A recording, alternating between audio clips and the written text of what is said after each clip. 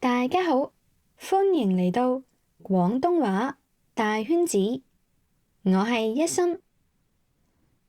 今日我要教大家一啲街頭小食嘅用語，學新嘢。首先，街頭小食，街頭小食，街頭小食。街頭小食喺香港係非常之著名嘅，掃街，掃街，掃街。喺呢一度，掃嘅意思唔係清潔咁解，掃街即係喺條街度食好多唔同種類嘅街頭小食。掃街，咖喱魚蛋，咖喱魚蛋，咖喱魚蛋。魚蛋嘅意思喺呢一度唔係指魚嘅蛋，而係一個用魚肉製造嘅球狀食物，所以就叫做蛋。咖喱魚蛋。如果有啲同學唔食得辣，亦都可以嗌普通嘅魚蛋，咁就冇咖喱㗎喇。唔該，2寸咖喱魚蛋。唔該，2寸咖喱魚蛋。唔該，2寸咖喱魚蛋。寸喺呢度係一個量詞。傳統嚟講呢，咖喱魚蛋係會一串串咁插落支竹籤度，但係時至今日呢，可能因為比較方便，有唔少嘅鋪頭都會將佢擺落一個碗入面。咁但係嗌嘢食嘅時候，通常都係會用寸字嘅。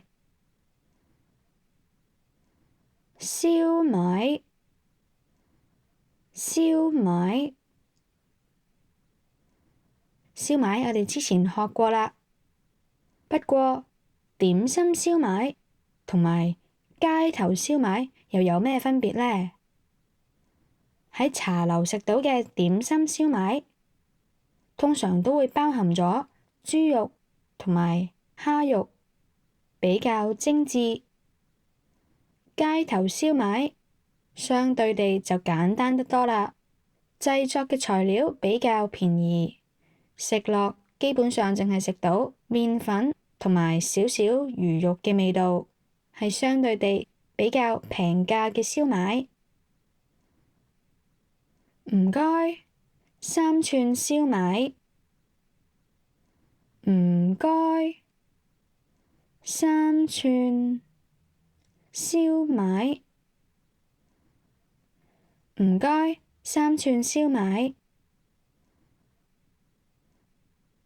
腸粉，腸粉，腸粉我哋之前都學過，但係茶樓食到嘅點心腸粉同埋街頭腸粉又有咩分別呢？茶樓食到嘅當然就係精緻啲啦，除咗齋腸之外，亦都可以揀腸粉入面嘅餡，但係街頭腸粉呢，就唔會有餡啦，而且腸粉食落冇咁滑，相對地呢係比較煙韌嘅，大部分情況下都會落大量嘅甜醬同埋花生醬。唔該，4個腸粉。唔該，4個腸粉。唔該，4個腸粉。個喺呢一度係一個量詞，腸粉呢，有時係會用個碗去裝，亦都有其他鋪頭會用紙袋去裝，所以量詞冇咁講究，用個就可以啦。雞蛋仔，雞蛋仔，雞蛋仔。雞蛋仔呢，其實同西式嘅窩夫呢有啲相似嘅，不過雞蛋仔一粒粒嘅部分入面係空心，所以食落比較脆。唔該，5個雞蛋仔。唔該，5個雞蛋仔。唔該，5個雞蛋仔。